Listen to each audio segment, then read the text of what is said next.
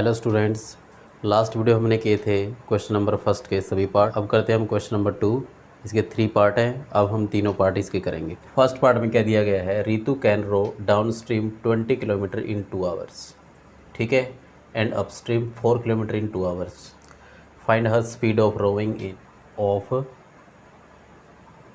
इन still water. क्या speed निकालनी है, rowing in still water and the speed of the current, ये हमें फाइंड करनी है, ठीक है। अब इसके अंदर क्या चीज़ दी गई, देखो, Ritu can row down stream, क्या दिया गया है, डाउन स्ट्रीम दिया गया है। क्या दिया गया है, डाउन स्ट्रीम, ठीक है ना। अब डाउन स्ट्रीम क्या होता है, देखो अभी मैं आपको समझाता हूँ। फर्स्ट हम क्या करते हैं, देखो एक बार, let the speed of rowing in still water,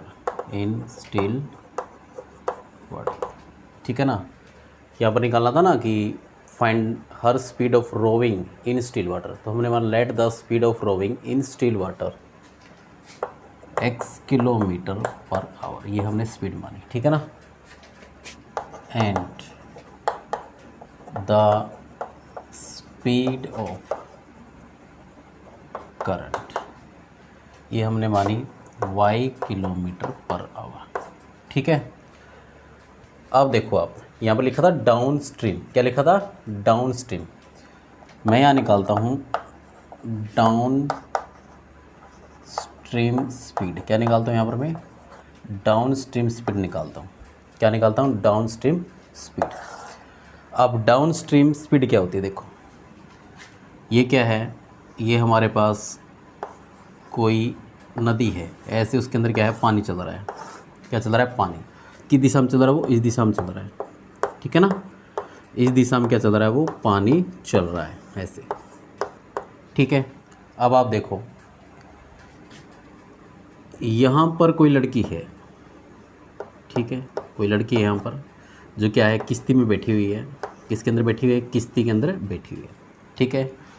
अगर पानी का जो बहाव है वो इस साइड में है, ठीक है, और जो शिप के ऊपर बैठी हुई है, कौन बैठी हुई है, बोट के ऊपर बैठी हुई है लड़की, वो भी इस साइड में चल रही है, यानी कि बोट, ठीक है, और क्या, पानी। अगर दोनों का भाव एक ही साइड में है, एक ही साइड में दोनों चल रहे हैं, तो वहाँ से आती है हमारी डाउन स्ट्रीम स्पीड। क्या आती है, डाउन स्ट्रीम स्पीड। कैसे आती है, इस बोट की स्पीड प्लस इस पानी की स्पीड। तो कैसे निकालेंगे, x plus y kilometre per hour, ठीक है ना। x क्या था हमारे पास, ये हमारे पास थी स्पीड ऑफ रोइंग, मतलब इसको धकेलना, किसको धकेलना, किश्ती को, ठीक है ना। एंड स्पीड ऑफ करंट मतलब पानी, कितनी थी, y। तो दोनों हम क्या कर देंगे, ऐड कर देंगे, ठीक है ना। तो ये आएगी हमारी डाउन स्ट्रीम स्पीड। अब सेकंड था हमारे पास अपस्ट्रीम स्पीड। अब देखो अपस्ट्रीम क्या होता है, अब जो पानी का बहाव है वो इस साइड में है। किस साइड में है, पानी का बहाव इस साइड में है, और जो इसके ऊपर किश्ती चल रही है उसकी जो बहाव है वो इस साइड में है, यानी अपोजिट। यानी कि अगर इस साइड में पानी चलता है और इस साइड में किश्ती चलती है, ऐसे बोट चलती है, ठीक है ना, तो उसको बोलते हैं अपस्ट्रीम स्पीड। क्या बोलते हैं उसको, अपस्ट्रीम स्पीड बोलते हैं, ठीक है। अपस्ट्रीम स्पीड क्या होगी, जो बोट की स्पीड होगी उसमें से हम पानी की स्पीड को या करंट की स्पीड को माइनस कर देंगे, ठीक है ना, किलोमीटर पर आवर।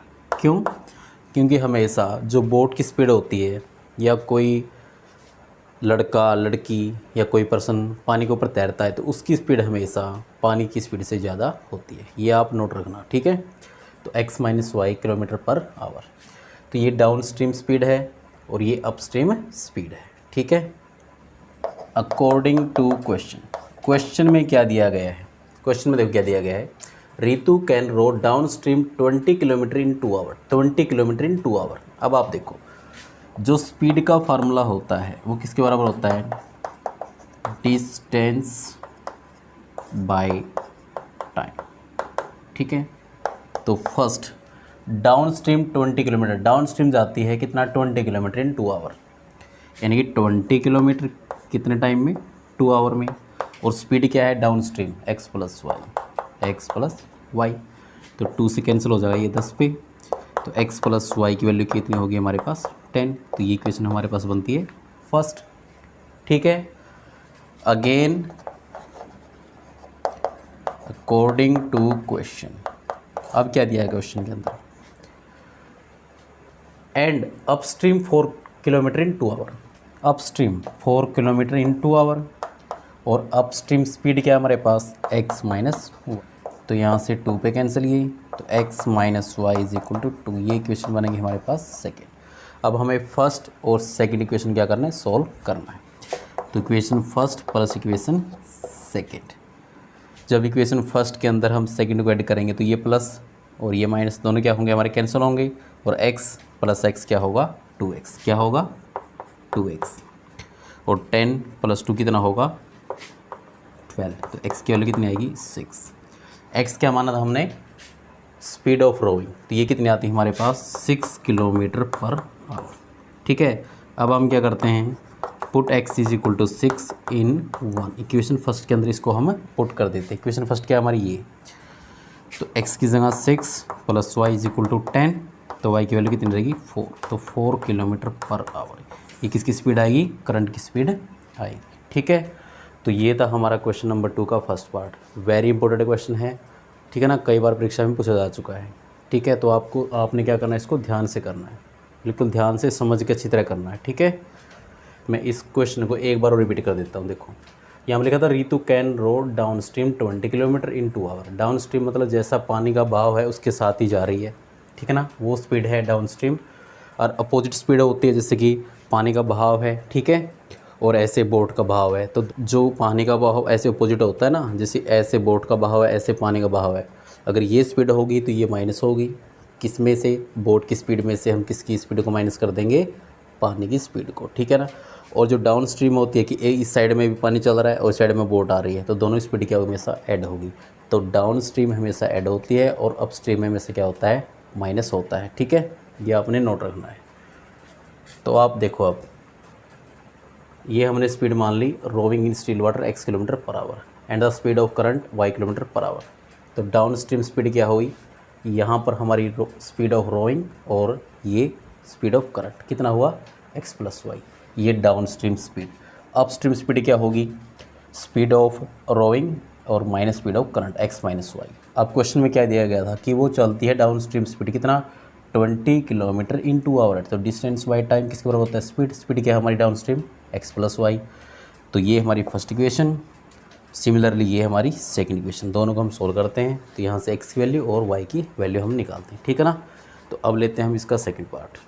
तो सेकंड पार्ट में क्या दिया गया है, 2 women and 5 men can together finish an embroidery work in 4 days।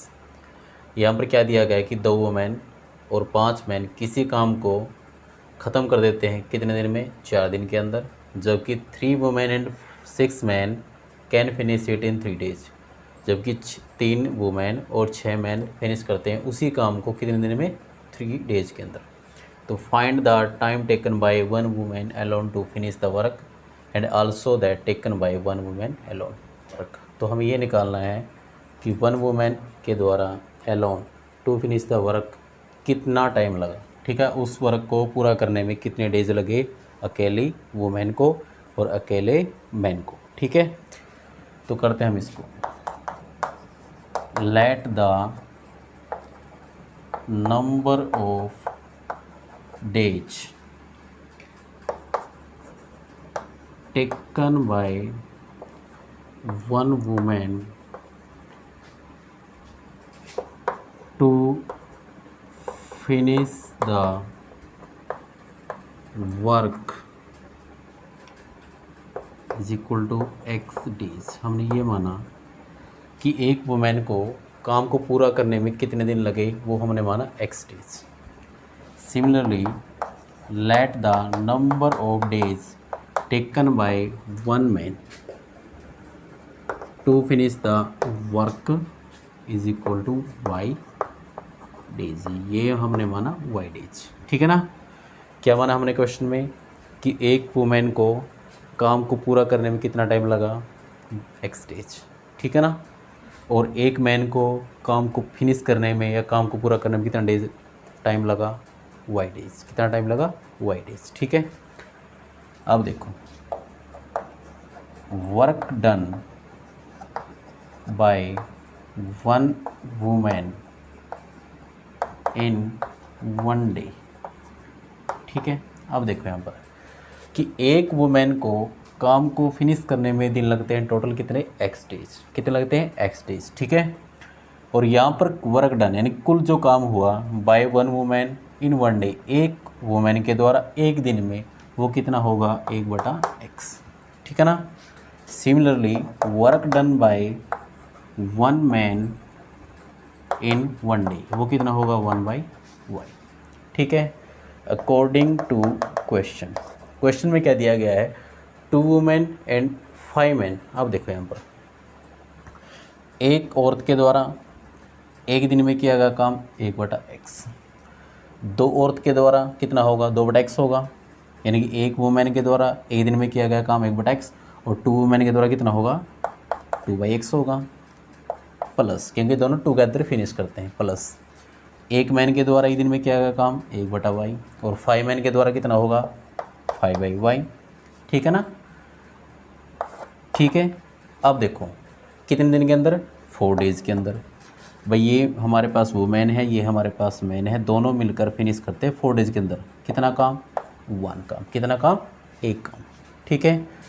तो यहाँ से हम क्या करते हैं इसको 4 यहाँ से क्या होगा यहाँ पर डिवाइड में होगा, तो 2/x plus 5/y is equal to 1/4, ठीक है। तो ये इक्वेशन बनती है हमारे पास इक्वेशन फर्स्ट। अब अगेन अकॉर्डिंग टू क्वेश्चन, अब दोबारा क्वेश्चन में क्या दिया गया है, वाइल 3 वुमेन एंड 6 मैन, वही हमारे पास सेम 3 वुमेन और 6 मैन, वो एक काम पूरा करते हैं कितने दिन में करते हैं 3 डेज़ में, ठीक है। तो यहाँ से क्या होगा हमारे पास 3/x plus 6/y is equal to 1/3, ये इक्वेशन बनेंगे हमारे पास सेकेंड, ठीक है। अब हमारे पास एक ये इक्वेशन आई है और हमारे पास एक ये इक्वेशन आई है, ठीक है। तो ये क्वेश्चन हम कर चुके हैं क्वेश्चन नंबर फर्स्ट के अंदर, ठीक है ना। तो हम यहाँ पर क्या करते हैं, let 1/x is equal to a and 1/y is equal to क्या लेना हमने b लेना है, ठीक है 1/y। अब इक्वेशन फर्स्ट क्या बनती है हमारे पास, 1/x की हमने क्या लिया a, तो ये क्या बनेगा हमारे पास, इक्वेशन फर्स्ट क्या बनेगी हमारे पास 2a plus 5b is equal to 1/4, ये इक्वेशन क्या बनी हमारे पास इक्वेशन नंबर थर्ड, ठीक है। इक्वेशन सेकंड क्या बनती है हमारे पास, सेकंड इक्वेशन क्या बनती है हमारे पास 3a plus 6b is equal to 1/3, ये इक्वेशन बनती है हमारे पास इक्वेशन नंबर 4, ठीक है। अब हमारे पास 2 लीनियर इक्वेशन आती हैं, क्या आती हैं 2 लीनियर इक्वेशन हमारे पास आई है, ठीक है। अब हम क्या करते हैं, दोनों लीनियर इक्वेशन को जो सोल्व करेंगे बाय एलिमिनेशन मेथड, तो हम क्या करेंगे a या b की कोफिशिएंट क्या करेंगे इक्वल करेंगे, या तो a की कोफिशिएंट इक्वल करेंगे या b की कोफिशिएंट क्या करेंगे इक्वल करेंगे। तो हम क्या करते हैं यहाँ पर, हम यहाँ पर a की कोफिशिएंट क्या करते हैं इक्वल कर देते हैं। तो इक्वेशन जो थर्ड है अगर मैं उसकी मल्टीप्लाई कर देता हूँ 2 से 3 से, किससे मल्टीप्लाई करते हैं उसके में 3 से, तो क्या इक्वेशन आती है मेरे पास, इक्वेशन थर्ड को मैंने मल्टीप्लाई किया 3 से, तो क्या आती है 6a plus 15b is equal to 3/4, ये इक्वेशन हमने मानी 5, ठीक है। और इक्वेशन 4 को हम मल्टीप्लाई करते हैं किससे 2 से, तो ये क्या बनती है हमारे पास 6a plus 12b is equal to 2/3, ये इक्वेशन बनती है हमारे पास 6। अब हम क्या करते हैं इक्वेशन 5 में से इक्वेशन 6 को माइनस करते हैं, ठीक है ना। जब हम इसको माइनस करेंगे तो हमारे पास जो साइन होंगे क्या होंगे वो चेंज होंगे, ठीक है। तो ये माइनस और ये भी माइनस, ये प्लस माइनस हमारे पास कैंसिल, ठीक है। अब 15 में से 12 कितने बचेंगे हमारे पास 3b इज इक्वल टू, अब हमें माइनस करना है 3/4 में से 2/3 को, ठीक है। तो यहाँ पर 12 क्या रहेगा इसका एलसीएम आएगा, तो 4 3 ये 9 और यहाँ पर कितना रहेगा हमारे पास 8, यानी कि 3b की वैल्यू कितनी आएगी 1/12 और b की वैल्यू कितनी आएगी 1/36। कितनी वैल्यू आएगी यहाँ पर b की 1/36 आएगी। ठीक है ना, आप यहाँ तक इसको नोट कर सकते हैं। ठीक है, फिर हम इसको आगे करते हैं।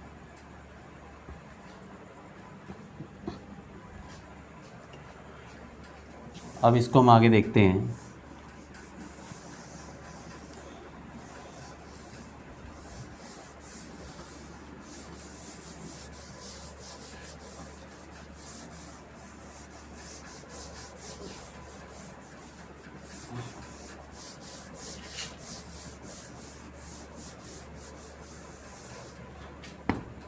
अब देखो,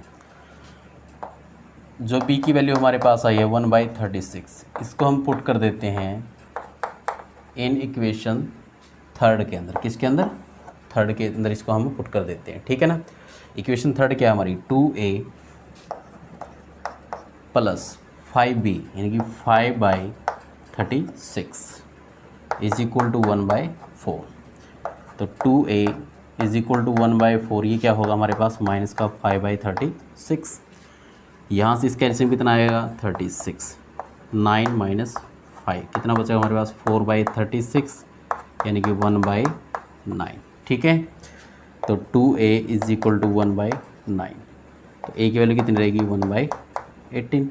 ठीक है, अब देखो यहाँ हमने b की वैल्यू निकाल ली है और यहाँ से हमारी क्या वैल्यू आती है a की वैल्यू आई है। ठीक है, अब हमने क्या माना था, हमने माना था 1/x किसके बराबर a के बराबर। ठीक है, तो 1/x is equal to a की वैल्यू क्या आती है 1/18, तो x की वैल्यू कितनी आती है यहाँ से 18, कितनी आती है 18। तो ये हमने माने थी जो वुमेन के द्वारा टाइम लिया गया है, तो x डीच। ठीक है, और हमने क्या माना था 1/y किसके बराबर b के बराबर, तो 1/y is equal to b की वैल्यू क्या आती है हमारे पास 1/36, 1/36। तो यहाँ से y की वैल्यू कितनी आएगी 36 डी, जो हमने ये माने थे कि एक मैन के द्वारा काम को पूरा करने में टाइम कितना लगा 36 डेज। ठीक है, तो अब करते हैं इसका लास्ट पार्ट। तो लास्ट पार्ट में क्या दिया गया है, Ruhi travels 300 kilometre to her home partly by train and partly by bus. She takes 4 hour if she travels 60 kilometre by train and remaining by bus. अब देखो आप यहाँ पर क्या है, रूही है, क्या है यहाँ पर ये रूही। ठीक है, और यहाँ पर क्या है उसका होम, क्या है यहाँ पर उसका होम। ठीक है, तो फर्स्ट कंडीशन देखते हैं, क्या देखते हैं हम यहाँ पर फर्स्ट कंडीशन। तो फर्स्ट कंडीशन के अंदर क्या दिया गया है, क्या दिया गया देखो, if she travel 60 kilometre by train, 60 kilometre अगर यहाँ से लेकर यहाँ तक जाती है वो 60 किलोमीटर बाय ट्रेन, क्या जाती है बाय ट्रेन। ठीक है ना, और बाकी से जाती है बस से। अब हमें पता है ये हमारे पास टोटल डिस्टेंस दी गई है कितनी 300 किलोमीटर, कितनी दी गई है 300 किलोमीटर। ठीक है, अगर ये वाली डिस्टेंस ट्रेन से ट्रैवल करती है तो ये बाकी कितनी बचेगी 300 माइनस 60 कितनी बचेगी 240 किलोमीटर। तो ये किसके द्वारा ट्रैवल होगी बस के द्वारा, किसके द्वारा ट्रैवल होगी ये बस के द्वारा। ठीक है ना, तो ये हमारे पास फर्स्ट कंडीशन है। ठीक है, कि अगर वो 60 किलोमीटर ट्रेन से ट्रैवल करती है और रिमेनिंग किसके द्वारा बस के द्वारा ट्रैवल करती है तो उसको टाइम कितना लगता है 4 आवर, कितना लगता है उसको टाइम 4 आवर। अब हमें पता है डिस्टेंस,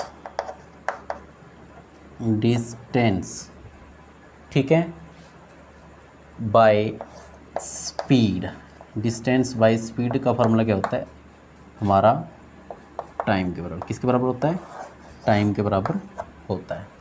ठीक है, अब देखो क्वेश्चन में क्या पूछा गया है, find the speed of the train and the bus. अगर हम यहाँ पर लेते हैं late the speed of the train, train की स्पीड हमने मानी x किलोमीटर पर आवर, ठीक है ना। And the speed of the bus, और बस की स्पीड हमने मानी y किलोमीटर पर आवर, ये हमने लेट की, ठीक है ना, कि बस की स्पीड हमने क्या मानी y किलोमीटर और ट्रेन की स्पीड हमने क्या मानी x किलोमीटर पर आवर, ठीक है।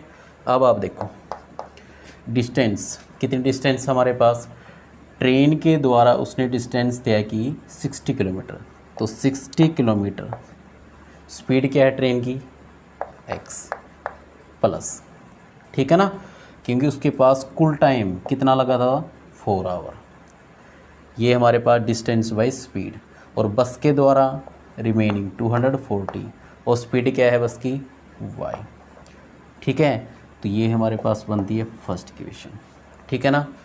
आप देखो सेकंड कंडीशन के अंदर, सेकंड कंडीशन के अंदर क्या दिया गया है, if she travel 100 kilometre by train, अगर 100 किलोमीटर बाय क्या जाती है ट्रेन से, प्लस रिमेनिंग बाय बस, तो रिमेनिंग कितने बचते हैं 300 माइनस 100 कितना बचा 200 बाय बस, तो टाइम कितना लगता है उसको, सी टेक्स 10 मिनट लॉन्गर, 10 मिनट ज़्यादा, यानी कि 4 आवर तो पहले थे प्लस 10 मिनट ज़्यादा, 10 मिनट मतलब 10/60 आवर, ठीक है ना। इसके भी हम क्या करेंगे आवर बनाएंगे, तो यहाँ से हमारे पास आवर कितना आता है 4 + 1/6, यानी कि 24 + 1/6 यानी कि 25/6, ठीक है ना।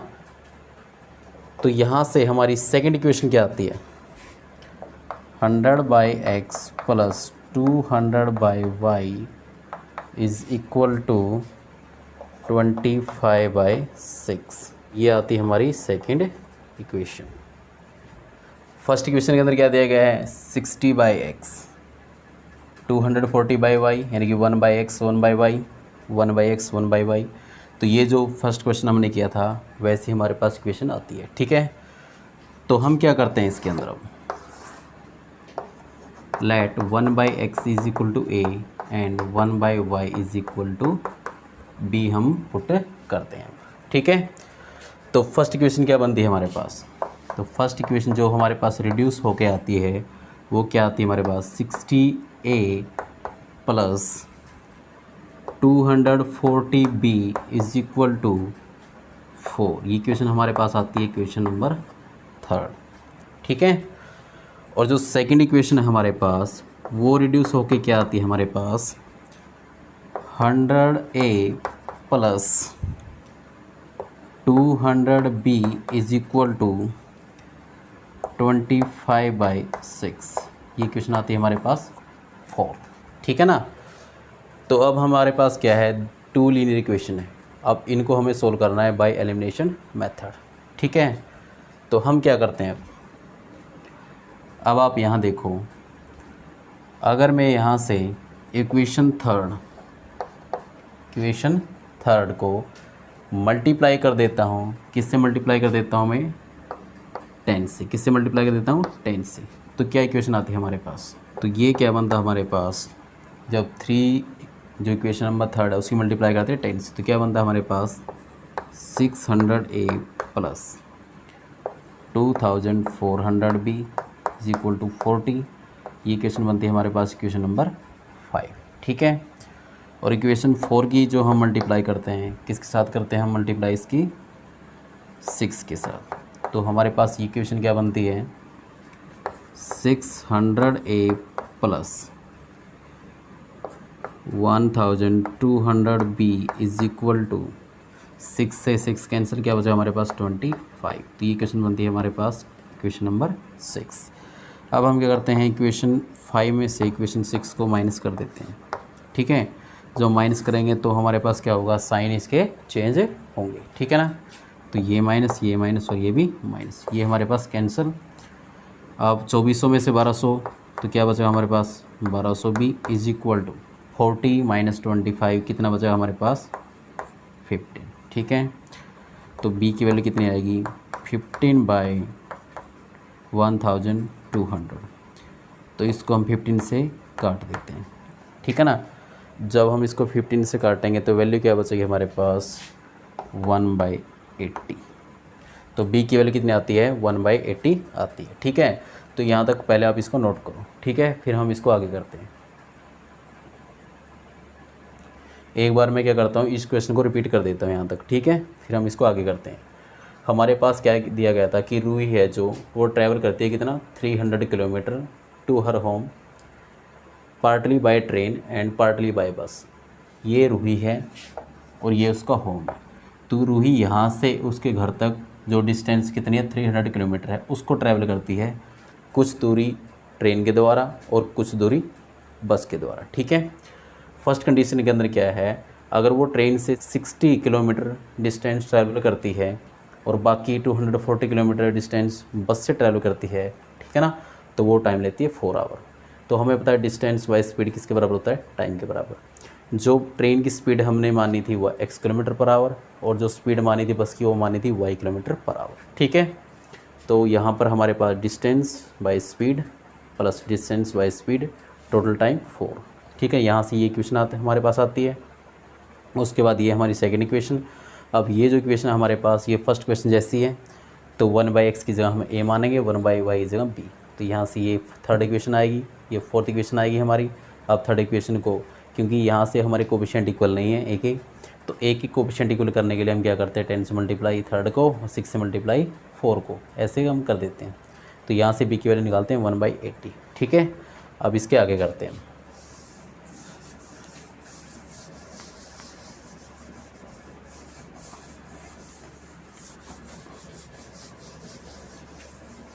अब देखो b इज इक्वल टू 1/80, इसको हम पुट कर देते हैं, put in equation number third के अंदर इसको हम पुट कर देते हैं।